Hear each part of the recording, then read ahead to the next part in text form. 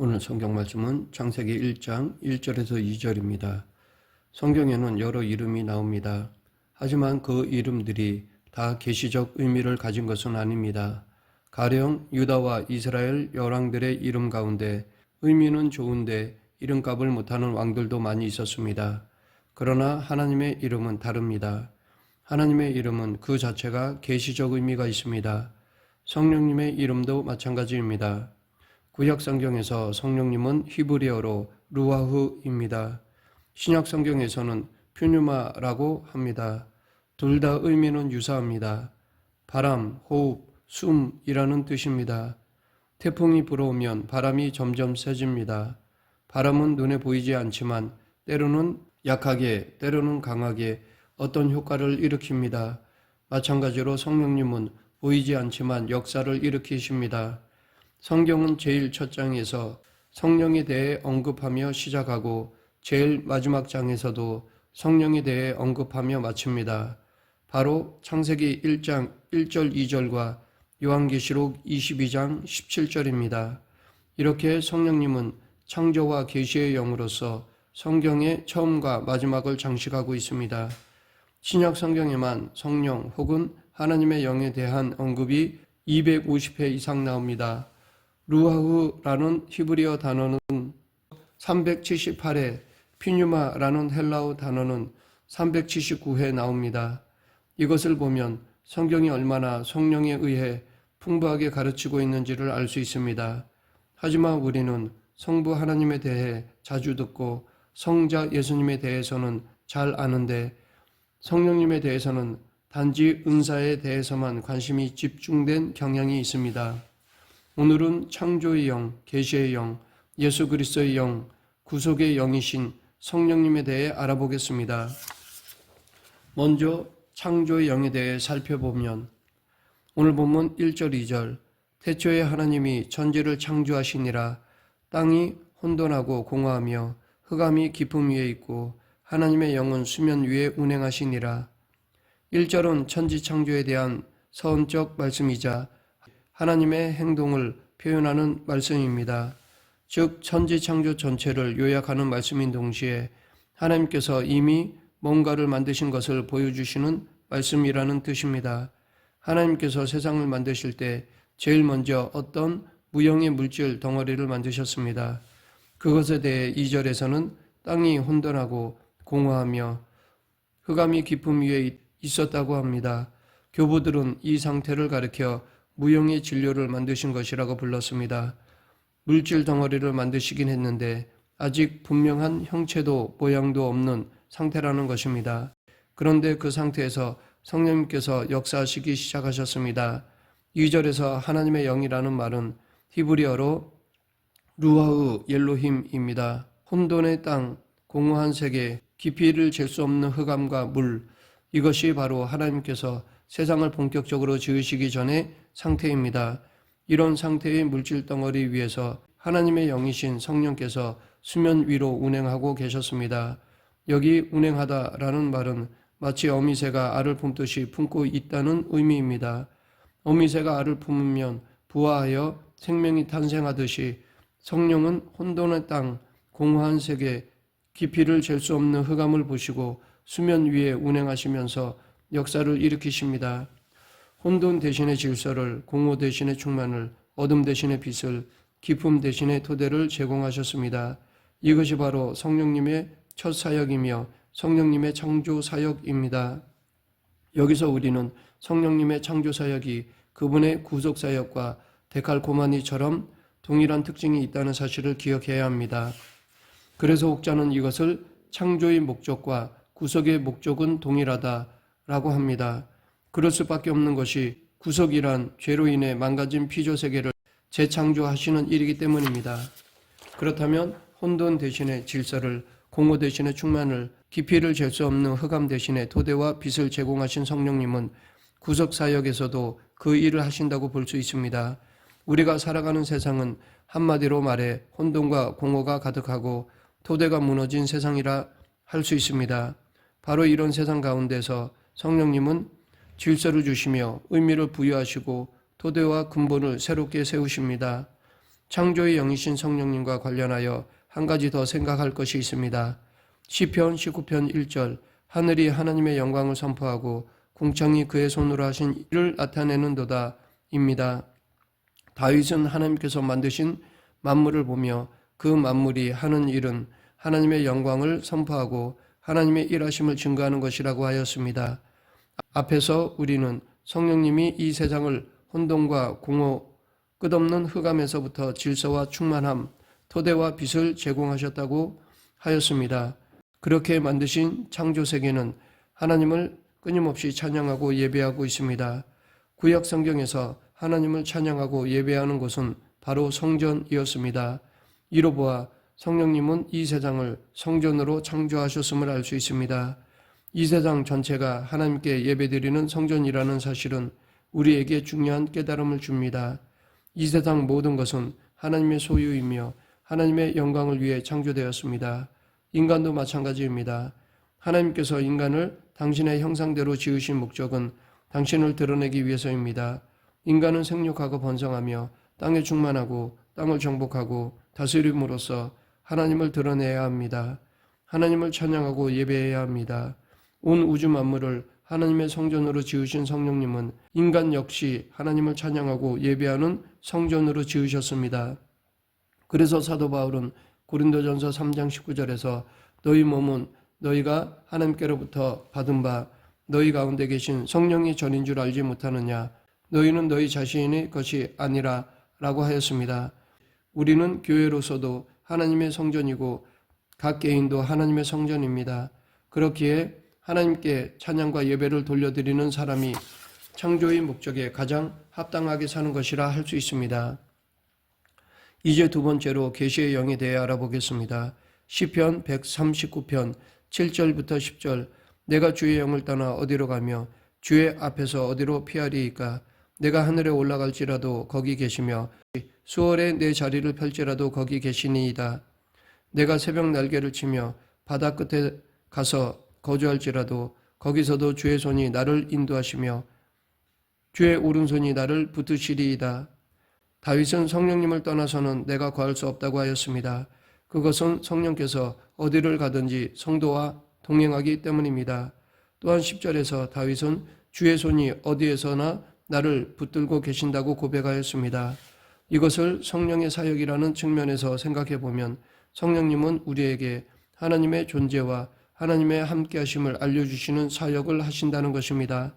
성령님은 구약 성경에서 하나님의 계시를 알려주시는 역할을 하셨습니다. 선지자들은 하나님의 영에 충만한 자들이었습니다. 에스겔 11장 24절을 보면 에스겔이 환상을 볼 때 성령의 인도를 받았던 것을 알 수 있습니다. 사도 바울 역시 에베소에서 성령을 지혜와 계시의 영이라고 하였습니다. 우리에게 하나님이 누구신지 하나님의 사역이 무엇인지 알려주시는 분이 바로 성령 하나님이십니다. 여기에서 우리는 두 가지를 생각하게 됩니다.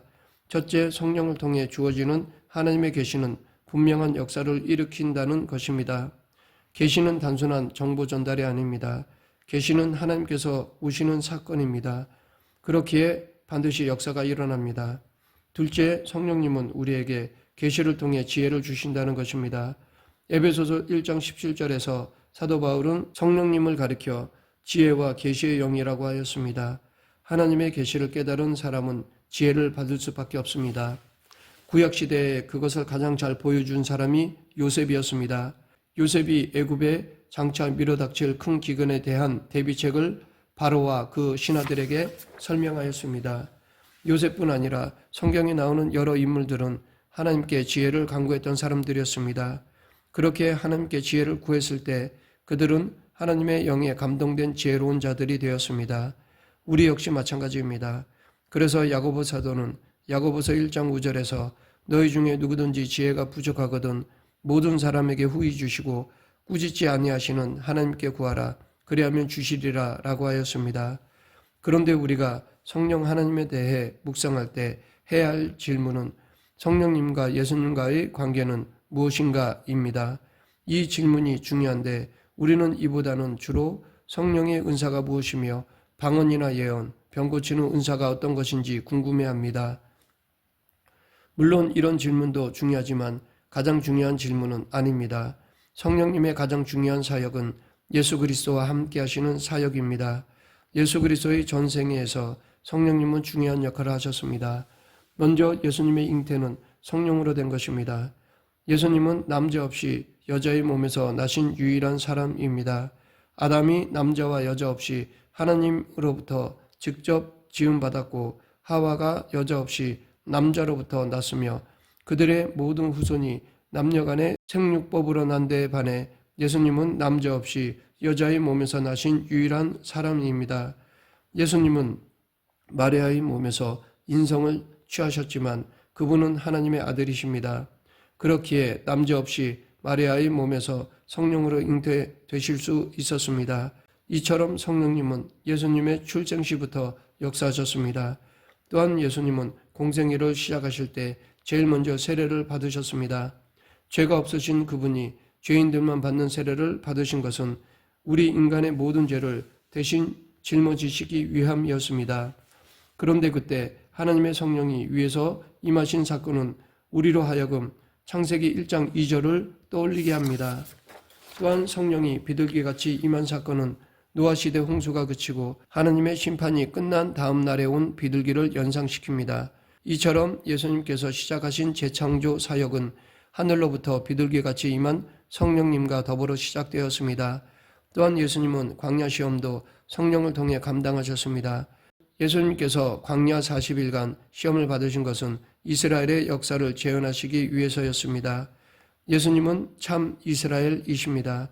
실패한 이스라엘의 역사는 이제 끝이 났고 예수님 안에서 새로운 이스라엘이 시작되었습니다. 그런데 여기서 중요한 것은 예수님이 시험을 받으신 방식입니다. 마태복음 4장 1절에 보면 예수님께서는 성령에 이끌려 마귀에게 시험을 받으셨다고 하였습니다.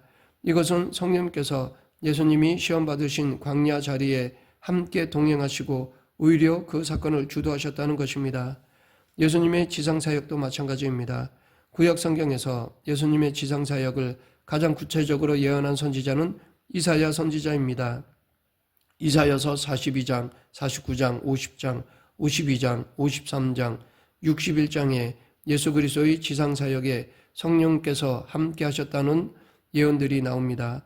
십자가와 부활도 마찬가지입니다. 십자가에서 예수님은 성부 하나님으로부터 버림을 받았습니다. 그런데 그 자리에서도 역시 성령님은 떠나지 않고 예수님을 도우셨습니다.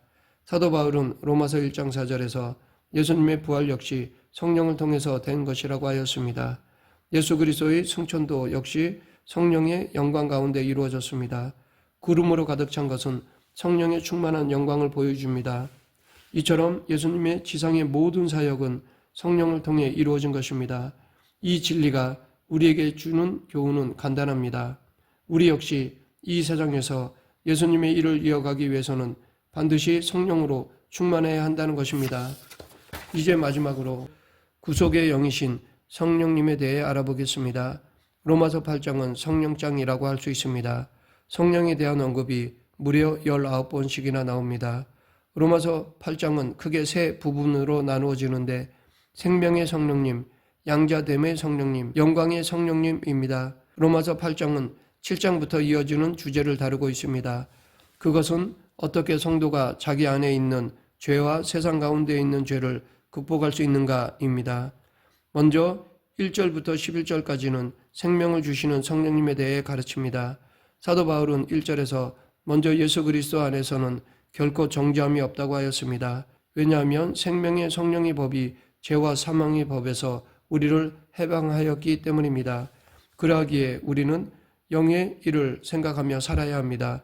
영의 일이란 성령님께서 우리 안에서 행하시는 일을 말합니다. 성령님께서 우리 안에서 행하시는 일은 우리가 하나님의 양자됨을 확증해 주시는 것입니다. 우리는 예수님을 믿을 때 하나님의 양자, 양녀가 되었습니다. 따라서 우리는 하나님을 아빠, 아버지라고 부를 수 있습니다. 성령님께서 우리 영과 더불어 이 일을 확실하게 증거해 주십니다. 하나님의 자녀된 우리는 하나님의 상속자가 됩니다. 또한 성령님은 로마서 8장 18절부터 27절에서 우리를 영광의 자리까지 인도해 주신다고 하였습니다. 여기에는 세 가지 탄식이 나옵니다. 피조물의 탄식, 성도의 탄식, 그리고 성령의 탄식입니다. 우리는 기도할 바를 알지 못해도 기도해야 합니다. 성령님께서 우리의 탄식을 들으셔서 하나님의 뜻이 이루어지는 기도를 드리시기 때문입니다. 말씀을 맺겠습니다. 하나님은 절망 속에 있는 우리 삶을 새롭게 하시기 위해 분명한 뜻을 정하셨습니다. 우리를 예정하시고 부르신 하나님은 우리를 의롭게 하시고 영화롭게 하십니다. 성령님께서 우리를 포기하지 않으시는 이유는 그리스도의 영으로서 그분의 구속 사역이 무효가 되기를 원치 않으시기 때문입니다. 이렇게 살아 역사하시는 성령님을 전적으로 의존하는 저와 여러분 되길 간절히 축원합니다. 기도하겠습니다. 생사와 화복을 주관하신 하나님 아버지, 우리에게 성령님을 보내주심을 감사합니다. 앞으로 성령 충만으로 살아가는 그리스도인이 되게 하여 주시옵소서. 예수님 이름으로 기도드립니다. 아멘.